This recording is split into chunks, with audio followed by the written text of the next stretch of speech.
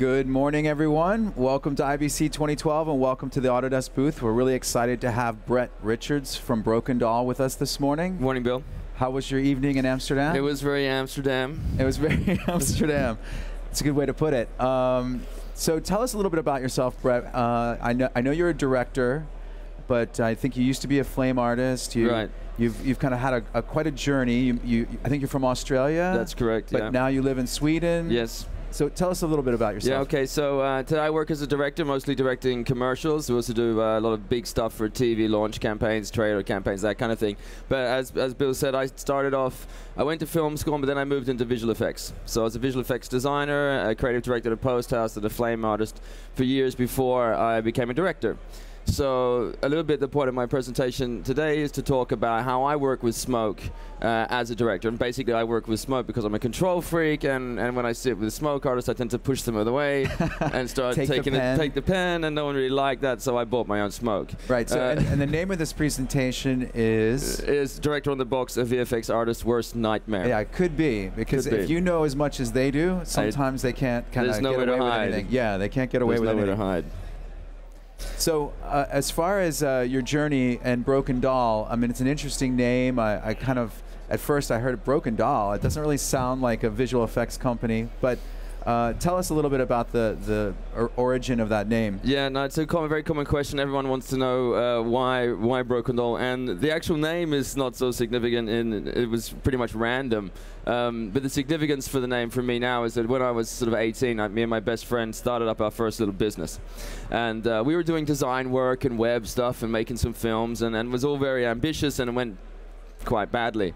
You know, we were 18, so we all got jobs and moved on. But you know, 7 years ago when I started to start up my own production company and I wanted a name, I grabbed Brokendoll because it's a reminder of that naive, you know, time when you were young and getting into the business and how exciting everything was. So, you know, it's a reminder for us to keep the passion and keep the curiosity. Yeah, I think it's a great name. It's a unique name. It's sticky. Sure. People remember it. Yeah. I don't know why. It's some Freudian thing there. I don't know. Exactly. Jungian, maybe.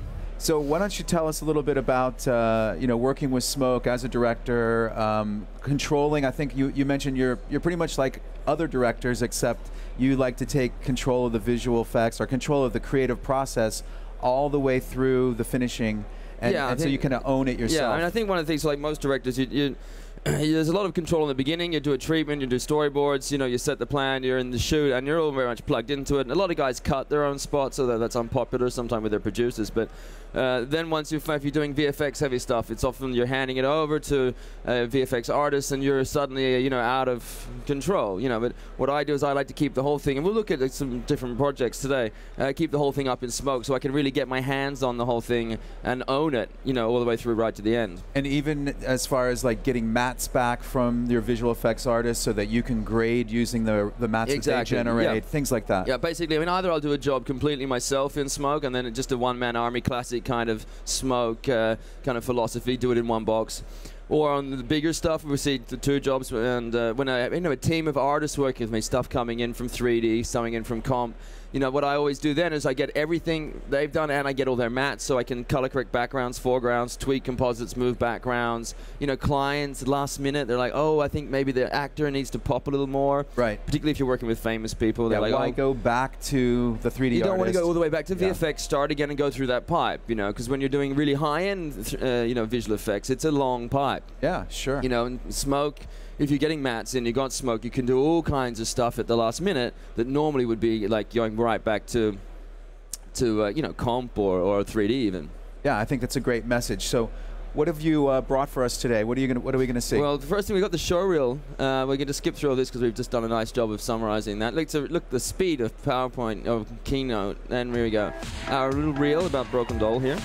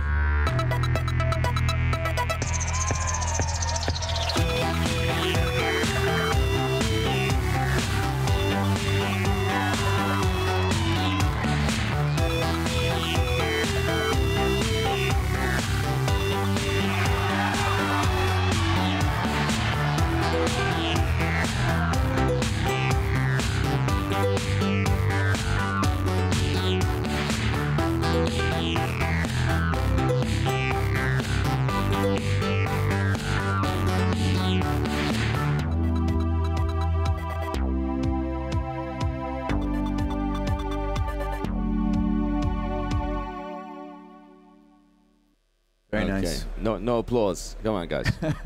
Hey, that's why we're in the business. Approval. The first job we're going to look at in a little bit more detail is a job called for a company called Fonecta. It's in Finland. And they're like a big a telco. They work in the space of this is search engine feature they've got to kind of find and compare services. But what's interesting about this job is it's all about playing with others. Oh, there's no sound on that. We go back and we go put back? up the sound, yeah. There we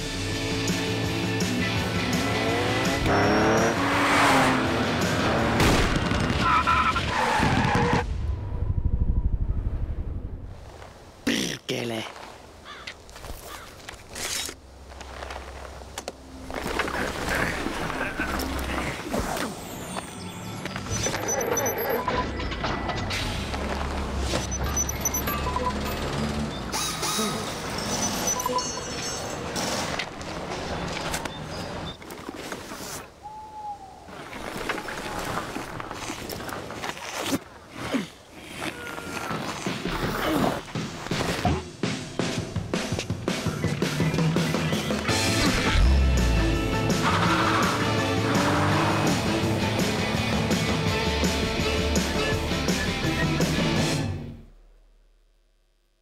That's great, and that's a very famous... It's a very famous Formula 1 driver. The second spot, little 20-seconder.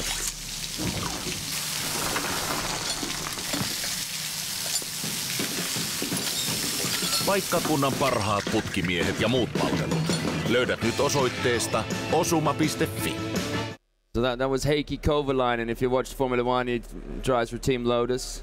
He's not doing that great this year, but he's a wonderful guy. So anyway, this job is a big job, right? You can see at the scale of it, there's a lot of moving parts to it. So it's what I call the three-ring circus. There's live action, obviously, there's visual effects, and there's CGI. So we're going to be talking mostly about the how I'm using Smoke. So there's a lot of stuff we're not going to be able to look at here. So the 3D world, we're not going to even talk about that, and we're not going to talk about some of the really complex VFX work with the tire blow because we just don't have the time. So where does Smoke fit in? We're going to get to that. So what I want to show here is the bit of the process of how we do it. Obviously, it's a lot of planning, you know, so it's like we've got to work out how we're going to shoot the live action. We know we've got Heikki is only available in December, but we have to shoot the driving stuff already in before the winter comes. So we had to do that, get all the background plates, and then go in months later and do all of his stuff in front of green screen to put him into the background plates that we've shot. So there's a lot to keep in our head. So basically the first step, and I'll just talk over this, the first step that we have is we do really good storyboards.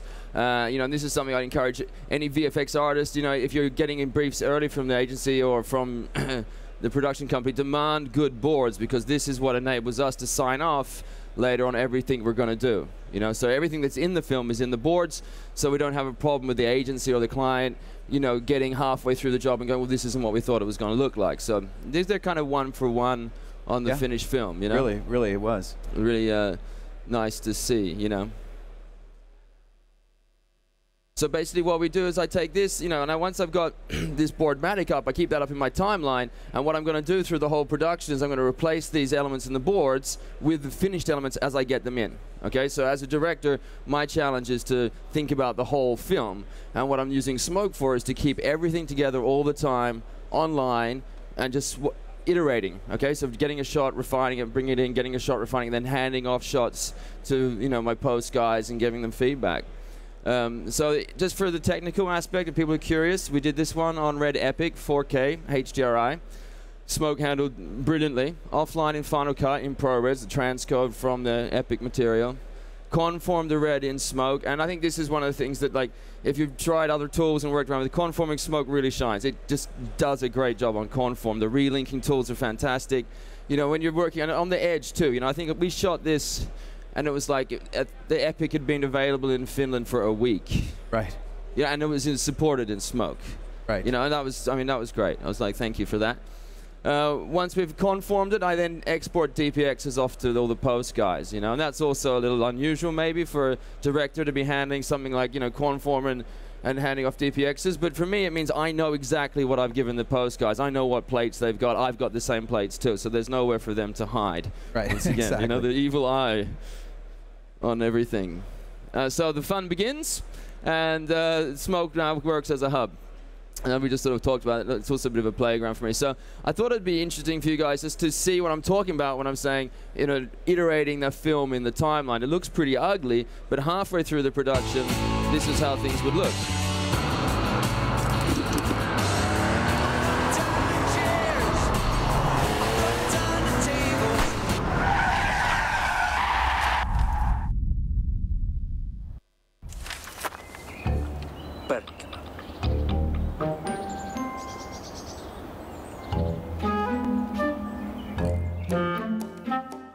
So, you know, there's some storyboards still in there, there's some live action, there's some VFX, there's an old edit, there's some fantastic looking 3D. You know, everyone loves a good playbust. Little test we did in the office just to see if it was proof of concept that it's going to work. Some more storyboards. Now, the point of all this is that now, when I go back into the, I'm just about to go into the live action shoot when I produce this, so now I know exactly what plates I'm going to match when I go and shoot the green screen, which is really important to get a good comp. You know, show your DOP, here's the whole film, we need exactly this many seconds of material and it's got to match these angles. And so time for finishing, so we can switch to the smoke. Hey, there you go. And basically what I'm going to do, but you know, obviously there's a grade on this stuff, and you know, nothing really revolutionary. Great to just be able to online and grade it up in the smoke and the soft effects in the timeline here. Just a quick before and after. We won't dwell on it. I mean, I had a fantastic DOP, Shell Lagerus, so he didn't have to do too much to get his stuff to look interesting. One of the things I want to just quickly, there's two things I want to look at here very quickly, and we're a little pressed for time, so I'm going to rush this through a little bit. And this is just what I'm talking about tweaking things coming in from VFX that you normally would go back to. So basically what I've got here, look at that. And Brett's just entered into the Connect Effects environment, so this is where you're allowed to do procedural compositing on each of the segments in the timeline. Brilliant. So here's this is the plate I got back from my post guys. They did a really good job, but you know, I was sitting there and online, and my producer sort of come and he goes, "I'm not really, you know, that key doesn't look so great. You know, he doesn't really sit in the environment."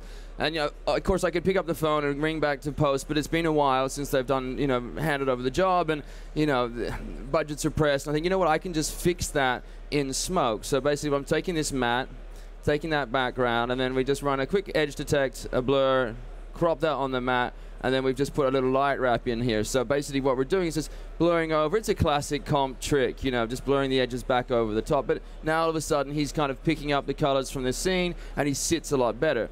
And that took me, you know, 15 minutes to do in Smoke, in my timeline.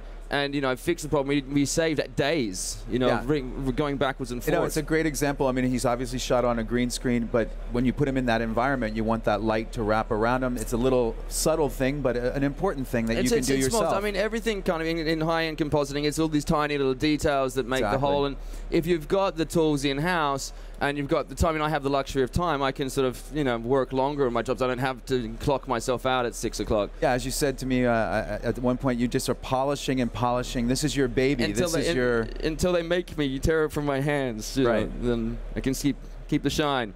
The next one, before I want to move into the next job, is just to show you as well, like the classic kind of stuff that you expect from online and Smoke. This happens all the time. This happens all the time. We had 2 cars on set, and one was from Sweden and one was from Finland. And we did the end shot with the Swedish car. No one noticed. You know, I didn't even notice. And the agency producer in online was like, "Oh, that's the wrong number plate." Right. What are we going to do? Well, that's easy enough. I took a screenshot of the number plate off the Finnish car, and then just going into, you know, good old-fashioned action. There we go. Just basically just tracking, then comping that in. Quick track, and you're just home. So I mean, so it's the standard thing that flame artists, smoke artists do all the time. It's a classic. It's a classic track. little track move, and you know, and I just love that the track is so solid in Smoke. It's really, really good. When you lose the track, you can totally pick it up again, and then. So again, in a few minutes, really, you were able to correct that issue. Yeah, totally. You know, and it just saves you that embarrassment. And just, you know, it's nice to have that tool set on the timeline. I mean, I think there's very other, you know, I don't have any other tool that I can use where I can just, you know, I can go in and fix it and do a solid fix right there, right on the deadline. So Just wait for it. A little. Yeah, we're just going back to the timeline. We're there we back. Go. Very relaxed. So you have this other project, which I think is also a beautiful piece. This is one of my personal favorites because there's a lot of it's in camera. So the point of this one here, I'm just going to render that while we're talking. There we go. This job was a promo for TV1000 summer promo, and it came through from Viasat Creative Services in London. And the brief pretty much was, we want to project footage from our summer lineup of films on nature in Sweden and create this kind of nice, we're all watching films in this magical evening. It was a bit of a complication though, because they're from England. They didn't realize that around midsummer in Sweden there's pretty much no nighttime. So we have 20 hours of daylight. So that's not much of a shoot day. All of a sudden you're trying to work out how to maximize your darkness at a shoot, which is a unique problem. So what we had to do here is we had a projector. We did a lot of projections, but we had to fake a couple of projections. I wanted as much in camera as possible, but then we had to do a lot of day for night sort of grading to make the whole thing have a consistent look and feel. So I can actually run that one off there. So let's have a look at that spot.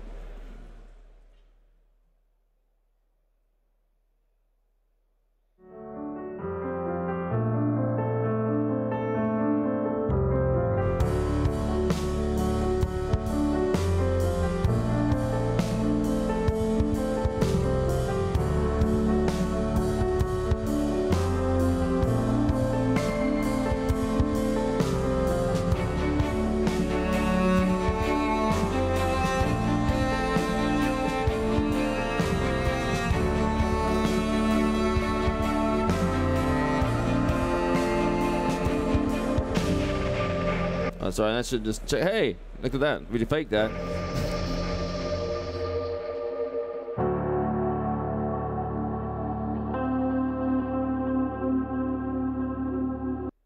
Okay. Beautiful spot. It was lovely to do, actually. It was really nice. Now, so obviously, grading-wise, it's kind of a classic kind of bread and butter job to do day for nights. In this particular case, we had the luxury of having a really long low light evening, so the sun hits below the horizon. There's no direct sunlight, but it's still too bright. And we're shooting this on Arri Alexa as well, so not the red. The Alexa's different workflow, coming out with ProRes and very light sensitive. So it's a great camera for this particular type of shooting. But if we look at that's the raw plate, and so as you can see, I mean, it's kind of nice, but it doesn't really have that feeling that we're looking for. So it's a pretty simple grade. I'm using most of the time the color warper. I find it a little more intuitive. Very powerful tool. Yeah. So I think it's a really nice tool for color correction. You see the same kind of thing here on the girls. I mean, it's oops, something going on there. There you go. So there's the raw plate. So I mean, it's a pretty serious piece of adjustment in terms of the attitude and the clips, and that's really what most of my post work was about here. Was I had a lot of really nice in-camera moments, but I wanted to try to lift everything else and make it nicer. And this is really one of my favorite examples of working with Smoke as a director. So this shot, I'm just going to render out the old version here. This shot is one of the iconic images in the film that everyone really likes, and it's sort of the bit of the poster for the film. But in the original, like where we broadcast or projected this, and this is what we got on this cut. So you shot this practical. We shot this practical, and we end up with this here with Russell Crowe and Cate Blanchett. And it's nice, and we had all the great elements with the boat, and we have, as you look on the right-hand side here, the family comes in, they're pointing, and I want to keep those elements of the human beings, interacting. But the whole film at this point in time is about people coming together. And if you just back up that clip 15 seconds, they come together. So that's the part that I want to have on the sail, but I want exactly that part of the live action. And, been having this Smoke, man, I could do that. So what I did was I went in and we'll just enter that editor, did a little comp.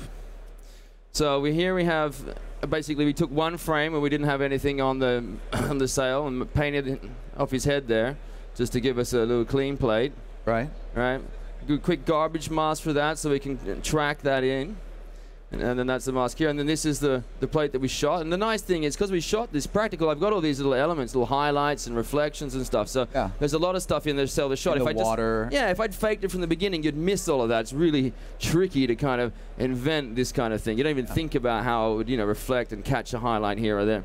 And then we have the timings that we want here with the two leaning together, and oh, it's so romantic. And into action. And it's straightforward. This isn't, in terms of compositing, it's absolutely not rocket science, anything that we've done here. It's a simple, very simple little simple track. But, to me, these are kind of small, creative changes that perhaps you wouldn't make if you're sitting on another tool set. Or if I had to make a phone call and bring in a post guy, I wouldn't have the budget on this job, Or even just the whole thought of you know exactly what you're going for, and then communicating that to someone else and taking the time to get them to understand what you're really... No one likes delegation. And yeah, I mean, this way it puts that creative control back in your hands, so you can really just make what you want yourself. Yeah, I mean, I can sit there and go, that'd be nice. Oh, I can do it. I can action that. Yeah, I know how to do things in action that will accomplish exactly what I have in my mind. Totally. Yeah, that's a great example, Brett. I really appreciate that one as well. So, and that's kind of it, actually. We did well. We caught up on time. I'm right on time there.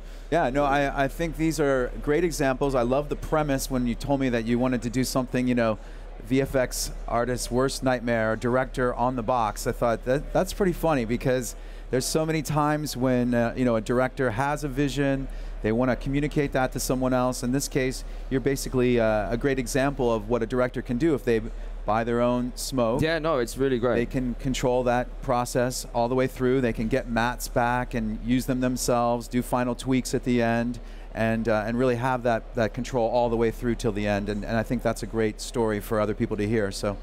Great to hear you're having fun in Sweden and making all these beautiful spots. Continue on. I look forward to seeing more of your work later.